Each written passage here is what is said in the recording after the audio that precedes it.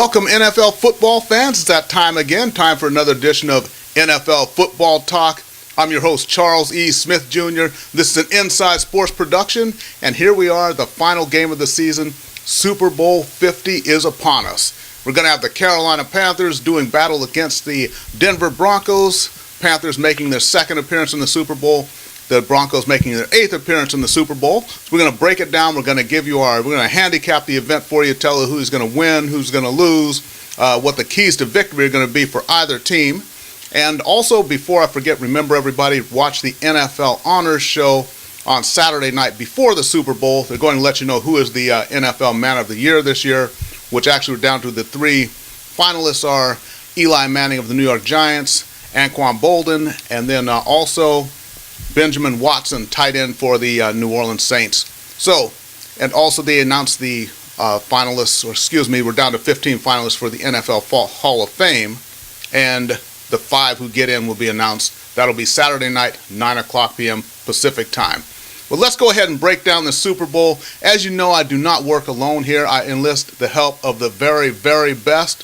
So here he is, the man many of you already follow on Twitter at Chris L. Sports, from an undisclosed location somewhere in beautiful Southern California.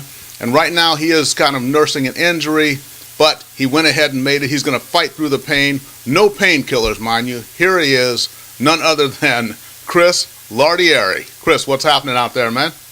Charles, great to be back. Can't believe it's the Super Bowl. Thank you for the nice introduction. There's no FedEx boxes with human birth hormones ending up on my front doorstep. I'm using over-the-counter pain relievers that I will not mention because I don't get paid to. But that said, my broken finger is still nice and wrapped up, and my kids think I look like Jason Pierre-Paul.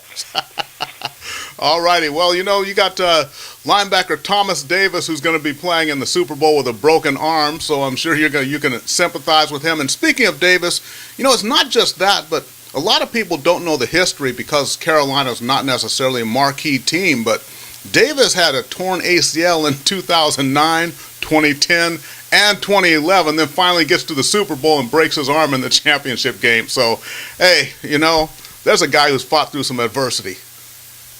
Absolutely. A few dozen pins in his arm won't stop him. He's the Jack and blood of our generation. Yep, there we go. Okay, so, looking at the NFL news, you talked about, the HGH. That was Peyton Manning, of course. Did he or did he not get HGH? I'd like to actually talk to your wife about that, Chris, but we'll do that off air to see if she received any suspicious packages with your name on it. Or her name. Usually, yeah, they are, but they're usually from Amazon, so I don't think they're in the business of shipping things like that, but you can confirm. All righty.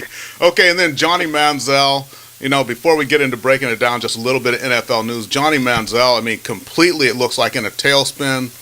His father saying that if he doesn't get help, he's not going to live to see his 24th birthday.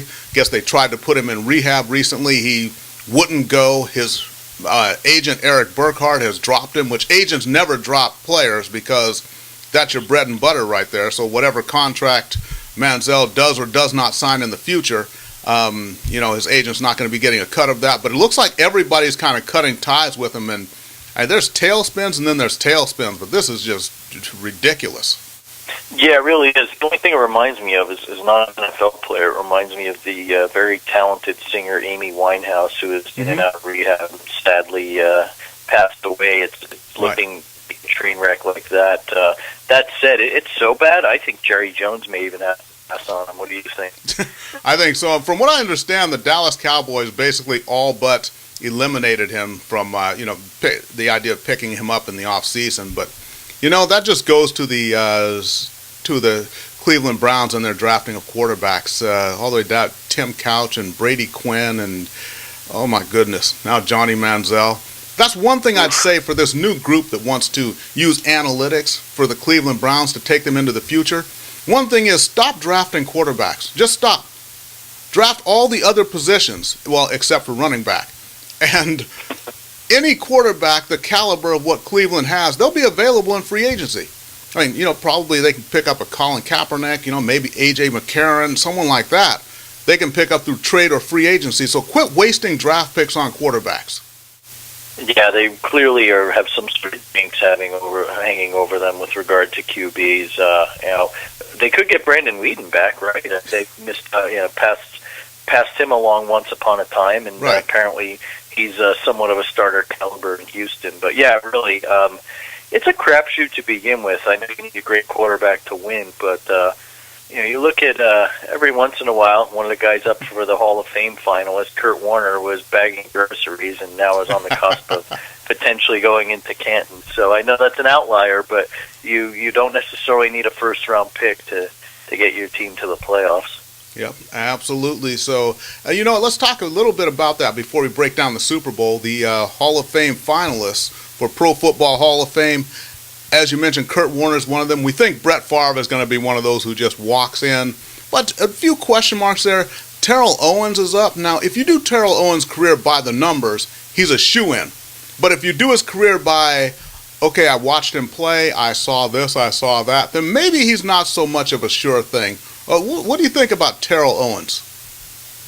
I think he's borderline. I know he was a great player and he had fantastic statistics on paper, but there's two things hanging over him. One, just the stigma of him. I mean, he really, along with a lot of coaches and teammates. And number two, over the past few years, it's been hard for wide receivers that are deserving of the Hall of Fame to even get in. Chris Carter had to wait. Tim Brown had to wait a while. And if you ask me, I think they're both better than Owens. So gut instinct tells me he might not get in this time just based off of that. And then you've got Marvin Harrison is up as well. So I think they'll be votes negating each other. And there's a chance, in my opinion, he won't get in this time.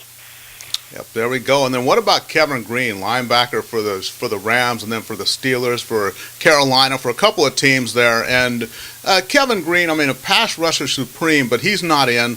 And I look at other guys who got in there. I mean, Ricky Jackson got in, who's a linebacker for the Saints for many years. Not that Jackson's not a fine player, but if Jackson's in, then you've got to put Green in the Hall of Fame. I think he's overdue. Absolutely. The other person of his era that got in that I'd like to compare him to is Charles Haley. Great player. He was fortunate enough to have 5 Super Bowl rings in his career, whereas Green didn't. So I think that may have hurt him, but he deserves to be in. I'm hoping the momentum over the last few years of people in the media felt that he snubbed will help him, because it's not like he was a system guy and only played with one team. I mean, he was great with the Rams and the Steelers. Right. So kind of pulling for him. Those who remember him back in the 80s, he really was one of the pass rushers in the league, so hopefully he gets his just due.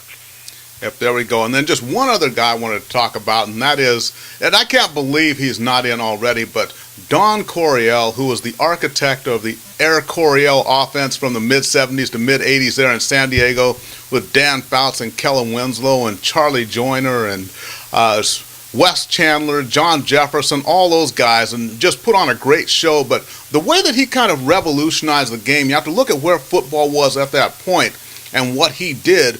I think Coryell is Hall of Fame worthy. Yeah, he's another guy who's good. Almost all against him that he never won a Super Bowl. Made it to the AFC Championship a number of times. Unfortunately, the one year they had to go on the Cincinnati, which was literally like a freezer door being opened, and they lost. And a lot of people think that team could have easily won that game if it was played anywhere else in the country. Right. Could have given the 49ers a run for their money in the Super Bowl. So I think for him, he revolutionized the offense, especially the pass offense. If he had done it in a big city or big market like New York or LA or Chicago or even Dallas with a marquee franchise, I think he'd gain no problem. But he definitely deserves it. Everyone talks about Bill Walsh, but you and I remember Air Coryell was the thing in the 70s. Yep. Oh, so hopefully Don Cotyell gets in. And again, you can watch that unfold Saturday night, February 6th, on the eve of the Super Bowl. And that'll be at 9 o'clock Pacific time. I think they're going to show it at the same time on both coasts because it's pre-recorded. So let's go ahead and get into it. Super Bowl 50, Carolina Panthers versus the Denver Broncos. Cam Newton quarterbacking the Carolina Panthers, of course. Well, Peyton Manning quarterbacking the Denver Broncos. So let's break this thing down here. Let's go, defense, offense, and intangibles. So starting with the defense, 2 great defenses. Denver overall number 1. And, of course, I always look at the anchors you have at every level of defense. There's the front line, which is anchored by DeMarcus Ware. Then you got your linebackers, anchored by Von Miller. You got your defensive backfield, anchored by Aqib Talib. for Denver. Then with the Carolina Panthers, you got the same thing. Got Charles Johnson anchoring those the front four. Then you got Luke Kuechly with the linebackers, and then the terrific Josh Norman anchoring the defensive backfield. So both those defenses are solid across the board. What do you think when you take a look at that and compare one to the other, apples to apples? I think they're really close. I really do, especially with the front seven on both. Where I give a slight edge to is Denver. The Carolina secondary has been, unfortunately, the recipient of a number of injuries. They're not playing at full strength, and that's the one area they could potentially be exposed, whereas the Broncos have four excellent back there, including Philippe. So I'd give them a slight edge there. I really think all around they're an excellent team. They can rush the passer, they can defend the pass, they can stop the run. So slight edge there. That said, I mean, Carolina's a turnover machine, and don't throw the ball near Luke Kuechly or you're going to end up giving up 6. Yeah, so I think, and that's what I look at for the dynamic / explosive factor. I think that goes kind of to Carolina, not to take anything away from Denver's defense, but Carolina's defense is very dynamic. They make things happen. And I think that could be one of the keys to it. And you talk about the defensive backfield of Carolina, but then again, that front seven, I think they can get a good push up against that Denver offensive line and kind of make things miserable for Peyton Manning, so you don't leave your defensive backs in coverage that long. Absolutely. That said, Peyton Manning, we'll see if he can exploit that secondary. Hasn't been too successful throwing the ball deep downfield, although looks like the elements will help in Santa Clara on Sunday. Okay, and then let's take a look at the offense. So obviously we talked about Cam Newton and Peyton Manning, and then look at the offensive weaponry. You've got to give the edge at running back with Jonathan Stewart, and Carolina being a great run team during the regular season. They got to have the edge there. Look at the wide receiver core, though, with Carolina, with Ted Ginn, and then with Funchess on the other side. Kelvin Benjamin, unfortunately, is out. But Denver, I think, with Emmanuel Sanders and Demaryius Thomas, a clear edge there with the caliber of wide receivers they have. Definitely agree, but the X factor is can Peyton get them the ball, because they've been almost obsolete the last couple of weeks. So let's see what can happen there. And then on the other side, Cam's got a bunch of journeymen at wide receiver and a great tight end in Greg Olsen, and everyone catches the ball. He's been just phenomenally accurate in putting the ball on the money, and these guys are running the right routes. And Ted Ginn Jr., knock on wood, has finally stopped dropping the ball. So slight edge to Denver, but intangible-wise, it looks like Carolina's got the firepower aerially. Yeah, I think so. And I like Cam developing, and the way that he's going, not just a running quarterback, but if you leave Cam in the pocket, he will destroy you from there too. So that complete dual threat. And there again, the dynamic, the big play possibility has to go on the side of Carolina with that, much like on the defensive side of the ball as well. Not just about being solid, but who can make something happen. And I think when you look at Stewart and Newton, the way that he works in that offense, got to give the edge to Carolina there as well. Yeah, definitely. One thing that I think could possibly be the turning point of the game is the Carolina running game. And more specifically, you look at their offensive line, kind of the unsung heroes of this team, and Ryan Khalil and Michael Orhe of the Blindside fame. Really, that unit's gelled together, and not only can they push forward in open lanes for running, but they've done a great job at protecting Cam Newton. And with that, Cam Newton's an active part of the running game. He's not just a scrambler. I mean, they'll call his number sometime on a design or do variations of an option, and he is a tough man to bring down. Yep, there we go. And then so look at the two quarterbacks. If you just compare them, you got to look at Peyton Manning this stage of his career, and possibly this is his final run, and then Cam Newton just entering the heart of his career. And I like Cam's attitude also, saying he wants to be the best football player in the league. He knows there's only one way to do that. It's not through any antics, it's not through what you do off the field. It's about getting it done on the gridiron. So kind of a passing of the torch right here, two ships passing in the night, whatever kind of metaphor you want to use here. But Manning versus Newton, you got to give the edge to Newton at this point, looking at where they are in their careers. Completely agree. And Peyton's great, and everyone talks about he can beat you with his brain, but ultimately you've got to make the throws and not turn the ball over in the Super Bowl. Yeah, well, it's a lot easier to beat someone with your brain when you don't also have a sore foot. that you have to try to throw off of too, which Peyton Manning is dealing with. So it's picks time. So who have you got? We looked at everything, looked at the intangibles. Carolina or Denver? Who hoists that Lombardi trophy here on Super Bowl 50? I think it's going to be Carolina. That's who I felt all along. I know after they won the championship game, you and I thought it would be a blowout. And after thinking about it some more and comparing this game historically to predecessors, it kind of reminds me of that Broncos-Packers Super Bowl where the Packers are looking to go back-to-back, and Elway was that famous run, and Terrell Davis. While the Broncos won that game, I don't think they will here, but I think they'll keep it close. I'm not expecting a lights-out shootout given the caliber of Denver's defense, but at the end of the day, if this turns into turnovers, Carolina will make you pay.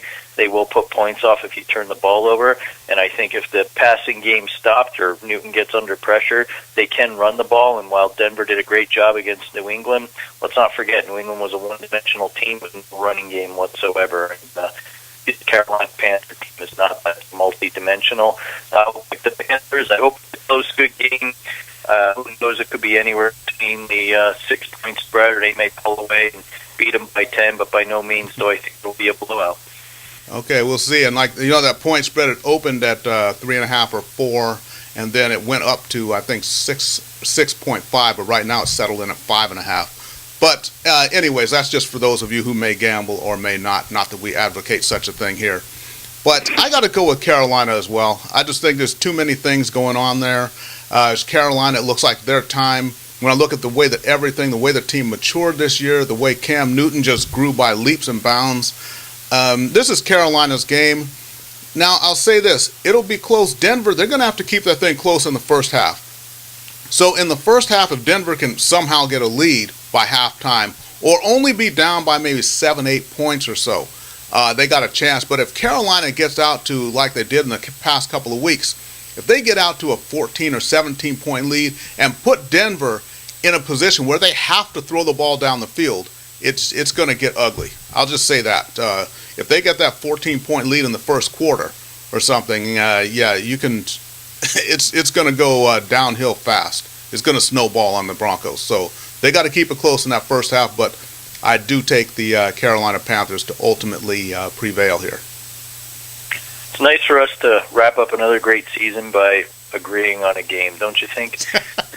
There we go. And yeah, through the playoffs, we did pretty well. I mean, I was 7-3. You went 6-4. So obviously, I'll finish with a 1-game lead, but not anything to brag about. But you know what? Final words here, Mr. Lardieri. I understand you do some analytics and things as far as the NFL and some breakdowns. So some things you'd like to share with our football-loving public? Sure. While I'm not a full-time football commentator, I only play one on Inside Sports TV. The day job, I work in a different industry where we analyze things and so forth, and was lucky enough again for the second consecutive year to co-author my firm's annual research paper. The firm is Analytic Investor. The paper is called NFL Alphas 2015 to 16. What we do, we're a quantitative firm, which means we use numbers, much like the Cleveland Browns and the Moneyballers of the world, and we evaluate each team's performance on a week-by-week basis by looking at the money line. We calculate what's called an alpha, a return on investment, based off of this, and rank the teams 1 to 32. And then when it gets into the playoffs, we say the teams with the highest return will revert to the mean per se and underperform in the postseason. Hasn't necessarily happened this year. We've gone 4-4-2 with our playoff picks, but we've got the number 1 ranked team, the Panthers, versus a number 3 team, the Broncos. Given our theory, we're picking the Broncos, not necessarily to win, but to at least cover what was a 6-point spread at the time we published this paper. Mm-hmm. So got some lines in there about the NFL. We analyze the different teams, talk about the Browns and how sad they are and how the Vikings outperformed. Got an analysis of why you need a good quarterback from year to year in the league. So hope you enjoy it, and gotten some good press, including CNBC, and glad to take your personal love and apply it to the day job, that's for sure. There we go. So at aninvestor.com, I'll go ahead and map that there on the screen, everybody. So remember, enjoy the game this weekend, and remember to follow me on Twitter at TheInsideSports. You can follow Mr. Lardieri on Twitter at Chris L. Sports. And I almost hate to do this, but I have a feeling, Peyton Manning does those nationwide insurance commercials. I've got a feeling I know how the very last one is going to go. Let's hear it. Eli has more rings than me. All right, Bravo. everybody. At least you stayed off the HGH topic. I give you credit. All right, everybody. Hey, enjoy the game. We'll be back next week. Break down the results of the Super Bowl and also the latest NFL news. Thank you for watching NFL Football Talk. For Chris Lardieri, I'm Charles E. Smith Jr., and we'll see everybody next week.